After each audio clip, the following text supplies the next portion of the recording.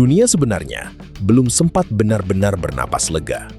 Ketegangan di Selat Hormuz memang sempat menunjukkan tanda-tanda mereda. Bahkan pada titik tertentu, Iran mengambil langkah yang cukup mengejutkan dengan membuka kembali akses Selat Hormuz. Keputusan itu langsung berdampak besar.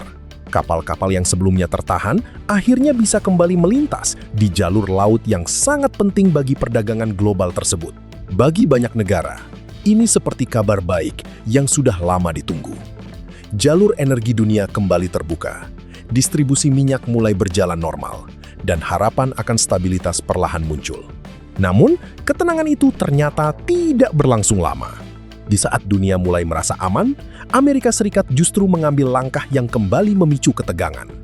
Presiden Donald Trump secara terbuka menyatakan bahwa terbukanya Selat Hormuz bukan semata-mata keputusan Iran, melainkan hasil dari tekanan dan strategi Amerika Serikat. Pernyataan itu langsung mengubah narasi yang berkembang. Amerika seolah ingin menunjukkan bahwa mereka memiliki kendali atas situasi di kawasan tersebut. Namun, yang terjadi setelah itu justru semakin memperkeruh keadaan. Alih-alih menjaga stabilitas, Amerika Serikat malah memperketat blokade terhadap pelabuhan-pelabuhan Iran. Kebijakan ini membuat situasi kembali memanas. Iran melihat langkah tersebut sebagai bentuk tekanan yang tidak bisa dibiarkan. Reaksi Iran pun tidak main-main. Sebagai balasan, mereka kembali menutup Selat Hormuz. Langkah ini menjadi sinyal kuat bahwa Iran tidak akan tinggal diam menghadapi tekanan dari Amerika. Dari titik ini, mulai terlihat dengan jelas siapa yang sebenarnya memegang kendali di kawasan tersebut. Meskipun Amerika memiliki kekuatan militer besar, keputusan buka tutup Selat Hormuz tetap berada di tangan Iran. Sejak konflik ini dimulai, Selat Hormuz memang tidak pernah benar-benar stabil.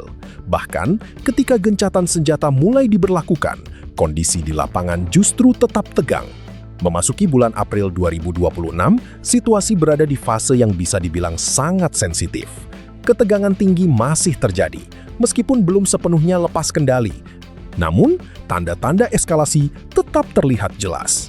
Pada 12 April 2026, Amerika Serikat mengambil langkah besar dengan memerintahkan blokade terhadap pelabuhan-pelabuhan Iran. Pemerintah di Washington berdalih bahwa keputusan ini diambil karena negosiasi terkait program nuklir Iran mengalami kegagalan. Selain itu, Amerika juga menyoroti pengaruh Iran di kawasan yang dianggap semakin meluas.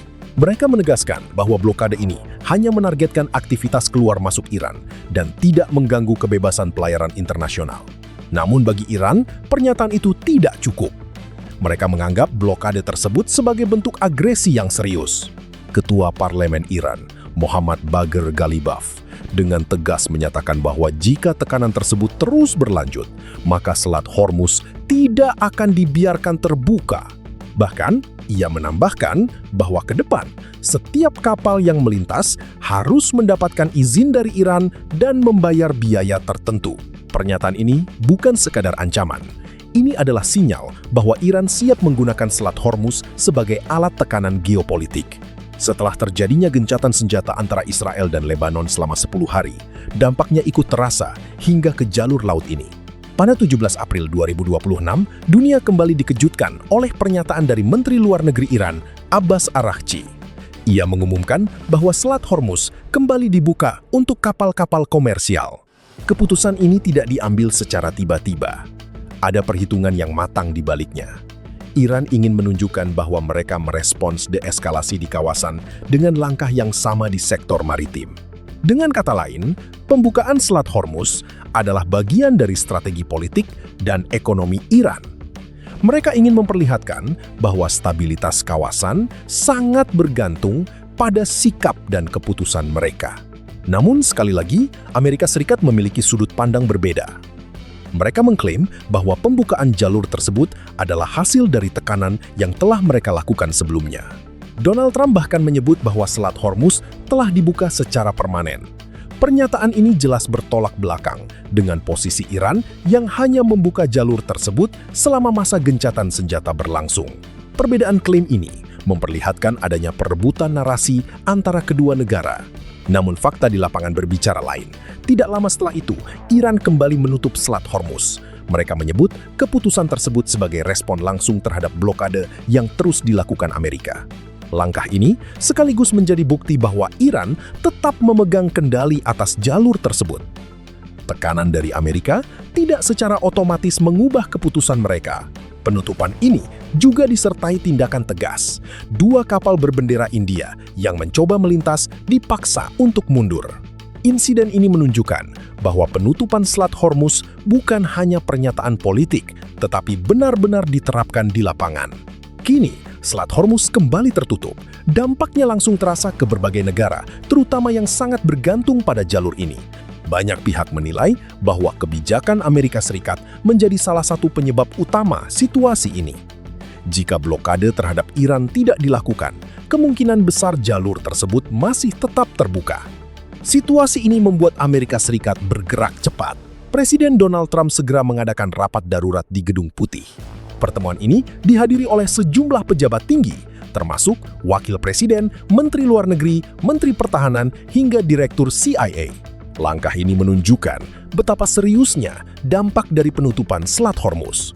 Perlu dipahami, Selat Hormuz bukan jalur biasa.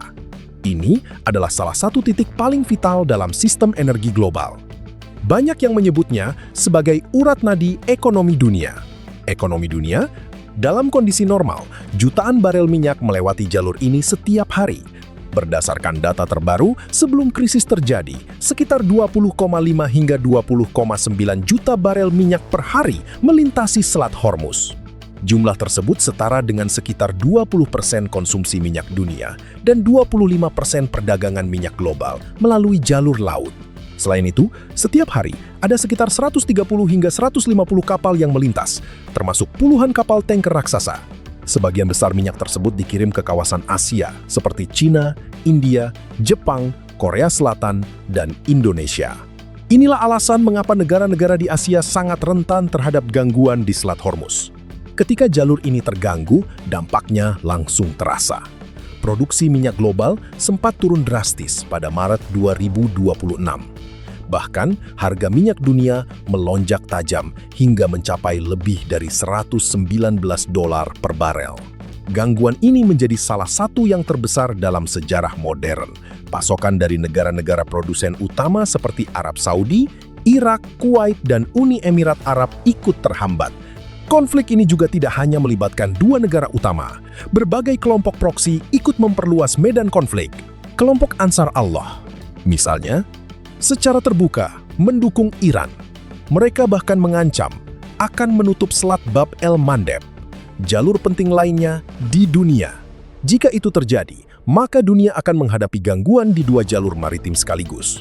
Selain itu, kelompok seperti Hizbullah dan milisi di Irak juga dilaporkan melakukan berbagai serangan untuk mengganggu kepentingan Amerika dan sekutunya. Hal ini membuat konflik menjadi semakin kompleks dan sulit diprediksi. Di lapangan, kekuatan militer kedua pihak juga terus bersiaga. Pasukan Garda Revolusi Iran secara terbuka mengancam akan menyerang kapal-kapal Amerika yang mendekat. Sementara itu, Amerika menempatkan kapal-kapal perangnya di garis depan, termasuk USS Cole dan USS Carney. Gugus kapal induk USS Gerald R. Ford juga tetap berada di kawasan tersebut. Namun, posisi mereka tidak sepenuhnya aman. Kapal-kapal tersebut masih berada dalam jangkauan rudal balistik Iran. Sejak Maret hingga pertengahan April 2026, Selat Hormuz berubah menjadi arena konfrontasi yang sangat berbahaya. Berbagai jenis serangan terjadi, mulai dari drone, rudal, hingga serangan siber.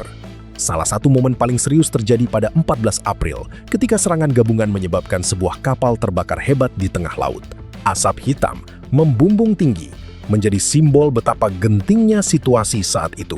Amerika kemudian membalas dengan menghancurkan fasilitas drone milik Iran. Aksi saling serang ini membuat kedua negara semakin dekat ke ambang perang terbuka. Meskipun sempat ada upaya meredakan konflik melalui mediasi Pakistan, kondisi di lapangan tetap belum stabil.